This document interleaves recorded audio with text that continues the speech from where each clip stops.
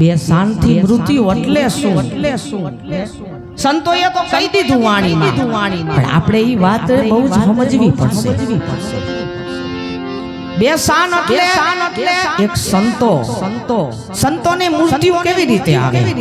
એની ઈચ્છાથી મરજીવા હોય સંતો, એને જાવું હોય તો એ જઈ શકે અને રહેવું હોય તો રહી શકે। આ મરજીવા સંતો આ એક પ્રકારનું મૃત્યુ, બીજું મૃત્યુ કે ઈશ્વર ઈચ્છાથી આવે। આપણા શ્વાસા પૂરા થઈ જાય અને મૃત્યુ આવે।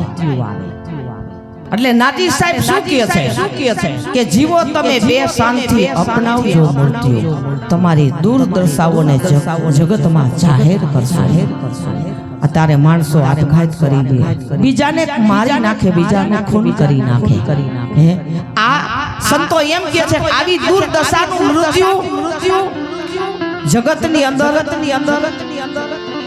આને દુર્દશા કહેવાય। આપણે કોઈ પણ દુઃખમાં, કોઈ પણ તકલીફમાં અત્યારે ઘણા એવા પગલા ભરી લે છે, એટલે સંતો ના પાડે છે। એટલે ભજન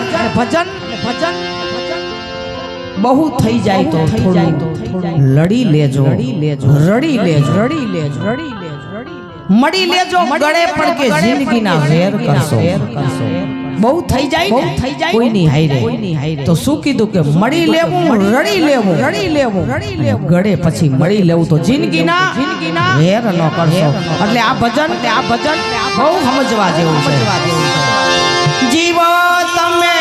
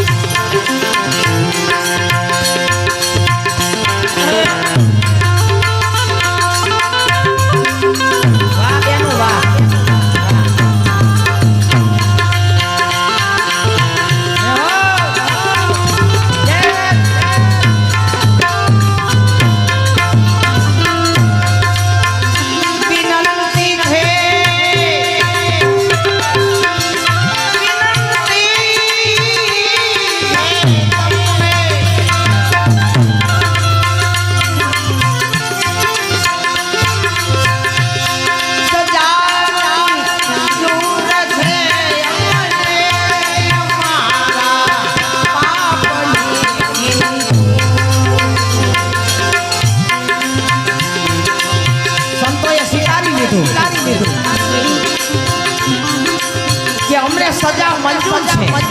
જો અમારી અંદર કાઈ પાપ હોય તો ભગવાનને કહે છે, અલ્લાહને કહે છે।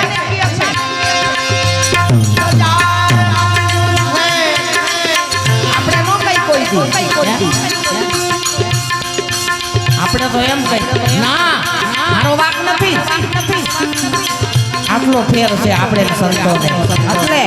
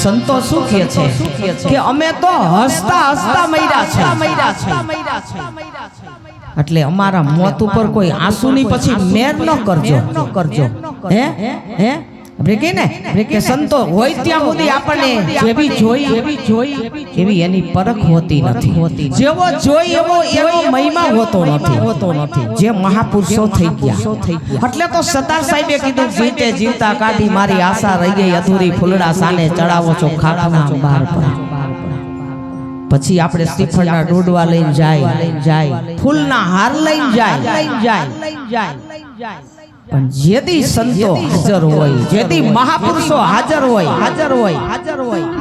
તેદી એની જે આપણે મહિમા જાણવો જોઈએ જેના સાનિધ્યમાં આપણે કંઈક પ્રાપ્ત કરવું હોય જીવ કરી નથી શકતો એટલે નાજી સાહેબ શું કહે છે કે મૈરા છે અમે હસતા વદન નાજી કે અમે તો હસતા મૈરા છે તો પછી અમારા મોત ઉપર કોઈ આંસુની મેર પછી ન કરતા એટલે મૈરા છે હસતા વદન નાજી અમે તો હસતા વદન